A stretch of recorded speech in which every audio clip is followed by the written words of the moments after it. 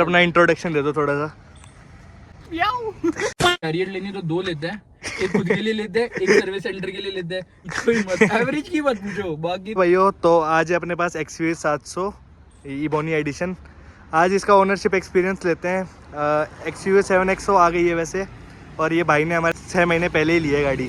तो आज उनका ओनरशिप एक्सपीरियंस लेते हैं और उनको बुलाते हैं कि उनका क्या एक्सपीरियंस इस गाड़ी के साथ। तो भाई हमारे साथ है आदि भाई। हेलो भाई। तो भाई एक बार अपना इंट्रोडक्शन दे दो थोड़ा सा। भाई मैं 19 साल का हूँ, मैं दिल्ली से बिलोंग करता हूँ और मैं ब्रॉडअप जयपुर में हुआ हूँ और अभी स्टूडेंट हूँ JCRC के अंदर, सेकंड ईयर के अंदर। अच्छा, तो भाई आपने XUV 700 ही क्यों ली? XUV 700 इंजन की वजह से ली है। इंजन तो सेम स्कॉर्पियन वगैरह में भी आता है। वो चेचिस का फर्क पड़ जाता है। स्कॉर्पियो के अंदर हाई स्पीडिंग के ऊपर बॉडी भी बहुत ज़्यादा है और भी बहुत सारी चीज़ें हैं। फीचर के अंदर ये ज़्यादा बढ़िया है, पैनोरामिक सनरूफ, लग्जरी, कंफर्ट, हर चीज़ इसके अंदर बेटर आता है, इसलिए आपने XUV 700 ली। हाँ। और क्या क्या ऑप्शंस देखे थे? और मैंने एक टाटा हैरियर देखी थी, तो उसके अंदर चलो एक बार बाहर ज़्यादा शोर है, एक बार अंदर चल के बात करते हैं।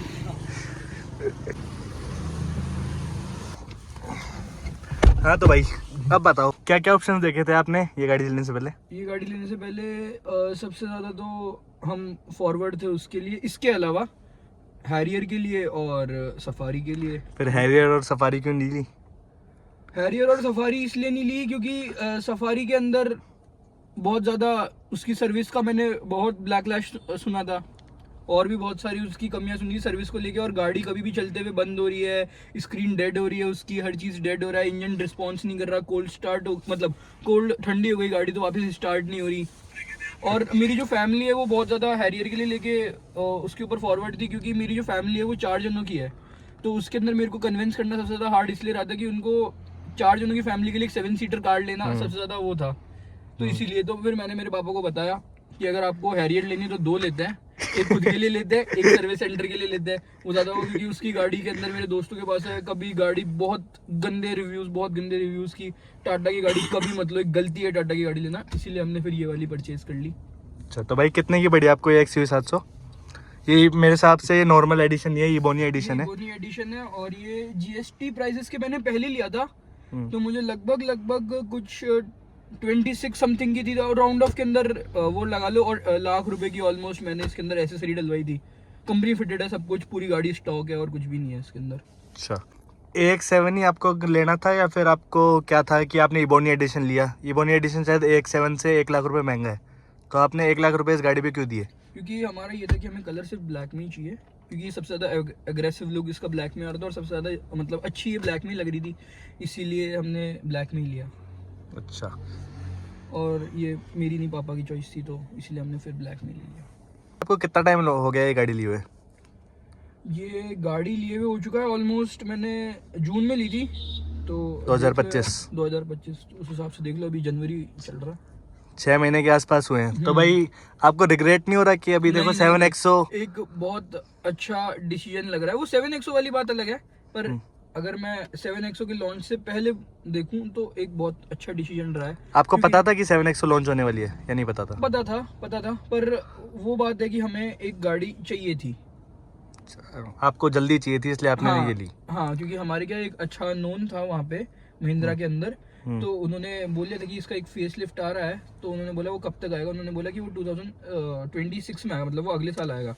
अच्छा, तो फिर हमें इतना वेट नहीं कर सकते थे क्योंकि घर में गाड़ी चाहिए थी, तो इसीलिए फिर हमने यही ले ली।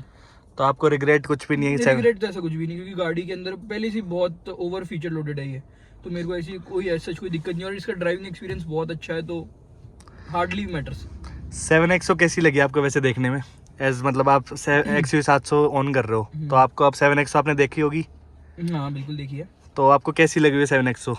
फीचर्स उसमें बहुत ज़्यादा आ गए, अब और भी चीज़ें आई है। फीचर्स तो ऐसा कुछ नया आया नहीं है मेरे हिसाब से, क्योंकि सिर्फ ट्रिपल स्क्रीन दे दिया है, वो ये नया फीचर है। बाकी तो सब कुछ इस कार के अंदर पहले से ही है, ट्रिपल स्क्रीन के सेटअप के अलावा, और बस एम्बिएंट लाइटिंग और ऐड करी गई है, बाकी वेंटिलेटेड सीट वीट सब कुछ है इसके अंदर, तो मेरे को ऐसा कोई दिक्कत है नहीं। आप सेटिस्फाई हो अपनी गाड़ी से? अब सुपर सेटिस्फाई, कोई दिक्कत नहीं है।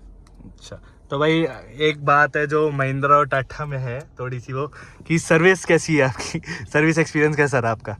सर्विस एक्सपीरियंस तो देखो, अगर मैं आपको जेन्युइन बताऊं तो सर्विस एक्सपीरियंस तो मैं सर्विस सेंटर लेके जाता था गाड़ी को और देके वापस घर आ जाता था। तो आप ड्रॉप कर देते हो गाड़ी हाँ, को? सिर्फ मैं जाता था और ड्रॉप करता था। एज सच तो फिर नहीं, उनका मेरे पास फोन आ जाता था कि आप गाड़ी पिकअप करने आ जाओ, तो मैं चला जाता था। कितनी देर में गाड़ी करके दे देते थे वैसे लगभग? फर्स्ट सर्विस मेरे को बहुत जल्दी मिल गई थी। फर्स्ट सर्विस में तो कुछ चेंज वगैरह नहीं होता ना? हाँ, फर्स्ट सर्विस मेरे को मिल गई 2 घंटे में मिल गई थी, 2-2.5 घंटे के अंदर। और सेकंड के अंदर वो टाइम लगा था, 5 घंटे लगा था। और वो टाइम भी इसलिए लगा था क्योंकि मैं उसके अंदर गया था, वीकेंड पे गया था और बहुत सारी गाड़ियाँ आई हुई थी, तो दूसरी गाड़ियों को के साथ आप समझ जाओ, उस हिसाब से मेरे को थोड़ा टाइम लग गया था क्योंकि पहले से ही बहुत स्टॉक था उनके पास कार का, इसीलिए। जैसे भाई मैं खुद स्कॉर्पियन मतलब ऑन करता हूँ, तो मेरी गाड़ी में 2-3 दिक्कत आई है बहुत ज़्यादा। जैसे जो इस गाड़ी में ड्राइव मोड्स आते हैं, मेरे ड्राइव मोड देख लो, अरे आप जूम में डाल लो, जूम देखो, ये देखो, आप डिस्प्ले चेक कर लो, जूम में लग गया।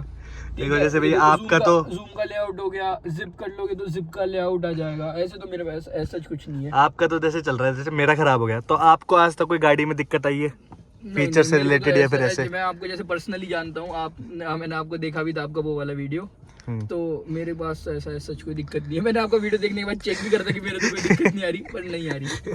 तो भाई और जैसे महिंद्रा में मेरी गाड़ी में एक दिक्कत है कि जैसे मैं कभी कभी मतलब गाड़ी में आते ही वो स्विच दबा देता हूँ स्टार्ट स्टॉप वाला, तो मतलब स्क्रीन बिल्कुल ब्लैक हो जाती है, कुछ भी नहीं आता उस स्क्रीन पे। नहीं, ऐसा तो कभी नहीं हुआ स्क्रीन से, तो मैं मतलब कभी नहीं, मतलब कोई आपको दिक्कत आई नहीं आज तक गाड़ी में? कोई दिक्कत नहीं है। आपने गाड़ी चला दी 12,000 के आसपास, 12,070 किलोमीटर, 12,000 चल गई, तो आपको आज तक कोई दिक्कत नहीं आई गाड़ी में? नहीं, कोई दिक्कत नहीं है। और भाई इसकी सर्विस कॉस्ट कितनी आ जाती है? मतलब सर्विस कॉस्ट अगर मैं आपको बताऊं तो फर्स्ट वाली का तो मेरे को आइडिया नहीं है। अभी मैंने रिसेंटली सेकंड सर्विस करवाई है, तो मेरा कुछ खर्चा आया था 6,500 रुपये का, और जिसके अंदर वो फ्री सर्विस थी क्योंकि मेरे को लेबर नहीं लगी उसमें? हाँ, 3 सर्विस फ्री दी थी, तो आप उस हिसाब से देख लो। एक इंजन ऑयल का पैसा था और एक वो DF का पैसा था, और बाकी कुछ टायर रोटेशन भी मैंने एक एडिशन करवाया था, और बाकी वो जो उनका कॉम्प्लीमेंट्री वो देते ही हैं, तो वो मैंने पूरा पैकेज के अंदर सिर्फ एक टायर रोटेशन और ऐड करवाया था। मतलब आपको सर्विस कॉस्ट ज़्यादा महंगी नहीं लगी? ठीक है। हाँ, इसके अंदर तो क्या महंगा है। ठीक। और आप इससे पहले क्या क्या गाड़ी ऑन करते हो?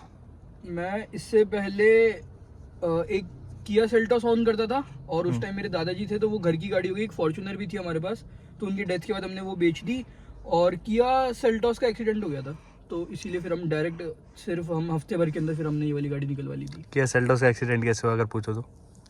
पापा चला रहे थे हाईवे के ऊपर, गाड़ी चल रही थी, तो सामने गाय आ गई, तो गाय को बचाने के लिए पापा ने पूरा का पूरा उसको राइट में डाल दिया, तो राइट में एक बड़ा पत्थर था, तो उसमें जाके हो गया था। बाकी गाड़ी उनको तो कुछ हुआ नहीं था, पापा को तो वो तो ऑल ओके। किया सेल्टॉस कैसी लगी आपको?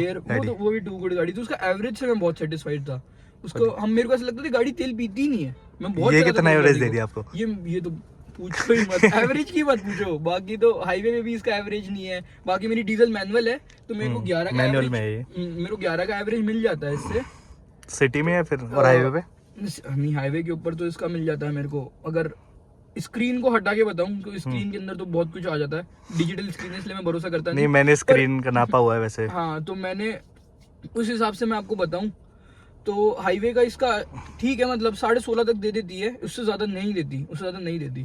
नहीं भाई, मेरी गाड़ी दिखा रही थी 16 का, वो 12 की दी थी, तो आपका पता नहीं। हाँ, नहीं, तो मैं वही मैं बता रहा हूँ कि मैं नहीं, स्क्रीन की नहीं बता रहा। स्क्रीन के अंदर तो मेरे को भी आपने टैंक टू टैंक ना पाएगा। 19 बता रही थी, पर मैंने जब फ्यूल, जो अगर आप गूगल करोगे तो आपको साइट मिल जाएगी कि फ्यूल कैलकुलेटर नाम करके एक साइट है, सरकार की साइट है, तो वो आपको बता देगी कि कितना चला था। तो उस हिसाब से फिर ये मेरे को 16 का दे रही थी, तो वो इनफ है। ठीक है, सेटिस्फाइड आप? हाँ, सेटिस्फाइड है, ठीक है।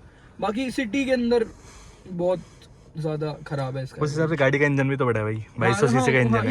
इसीलिए हम इतना दिमाग लगाते भी नहीं। पापा ने भी मेरे को साफ बोल दिया था कि अगर ये वाली गाड़ी लगानी है तो सिर्फ मीटर की तरफ देखो ही मत, एवरेज की तरफ देखो ही मत, जैसे ही इसका रिजर्व का साइन है वैसे ही टंकी फुल करा दो, यही बोला था। अच्छा, हाँ, तो भाई इसमें फीचर्स बहुत आते हैं, जैसे अडास आता है, तो आप अडास कितना? एंड्रॉइड ऑटो कारप्ले मेरा, अरे वो तो सब में आता है आजकल भी। तो काट दे अब। इसमें जैसे अडास आता है इस गाड़ी में, हाँ, महिंद्रा की इस गाड़ी में आता है अडास, स्कॉर्पियन वगैरह में अडास नहीं आता। हाँ, अब आने लगा है, पर पहले नहीं आता था जब मैंने ली थी। तो भाई अडास आप रियल लाइफ में कितना यूज लेते हो? अडास रियल लाइफ के अंदर मैंने ऐसा कुछ है नहीं, मतलब आपने कभी हाईवे पे वो लगा के देखा है? हाँ, एडास टेस्ट करने के लिए गाड़ी का वर्क कैसा कर रहा है, मतलब वैसे लगा के कॉन्फिडेंस है इसमें?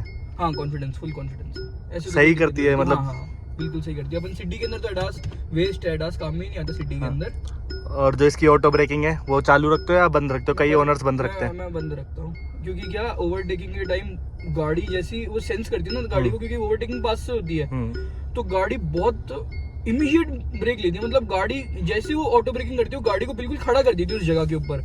तो वो गाड़ी के ब्रेक पैड्स के लिए भी सही नहीं रहता, क्योंकि वेयर एंड टियर बहुत ज़्यादा होता है टायर का और ब्रेक पैड्स का। तो ये भी एक दिक्कत है, पर मैं बंद रखता हूँ, तो हमें तो ऐसी कोई दिक्कत नहीं है फिर मेरे को। ऐसा कुछ था भाई का एक्सपीरियंस, ओनरशिप रिव्यू इस गाड़ी को लेकर। तो आपको अगर वीडियो अच्छी लगी हो तो भाई लाइक शेयर सब्सक्राइब करना। थैंक यू सो मच आपको यहाँ तक वीडियो देखने के लिए।